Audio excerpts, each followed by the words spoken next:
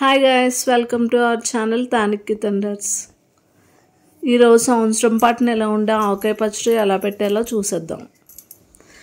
ఆహా ఏమి రుచి అనరామై మరచి, వేడి వేడి అన్నంలో కొత్త ఆవకాయ వేసుకుని తింటే అందరికీ అలాగే కదండి అనిపిస్తుంది.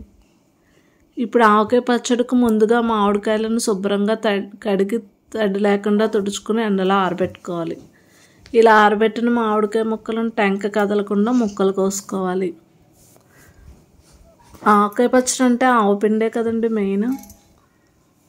దానికోసం ఆవాలను ఎండలో ఆరబెట్టుకుని మిక్సీ పట్టుకోవాలి.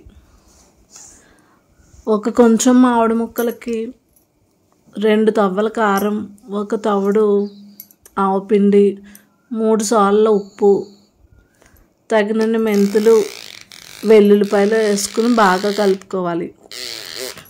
ఆవకాయ పచ్చడికి నువ్వుల నూనె వేసుకుంటే చాలా టేస్టీగా ఉంటుందండి పచ్చడి. ఇలా కలుపుకున్న కారంలో ఆవకాయ ముక్కలు నూనెలో ముంచి వేసుకుని కలుపుకొని జాడీలో పెట్టుకోవాలి. ఇలా జాడీలో పెట్టుకున్న పచ్చడిని 3వ రోజు తిరగ కలుపుకోవాలి. అప్పుడు ఉప్పు, కారం, నూనె సరిపోయిందో లేదో చూసుకుని సరిపోకపోతే మళ్ళీ వేసుకోవాలి. అంతే ఫ్రెండ్స్, సంవత్సరం పాటున ఎలా ఉండే ఆవకాయ పచ్చడి రెడీ. అమృతం. Thank you for watching friends. Please subscribe to our channel తానిక్కి తండర్స్.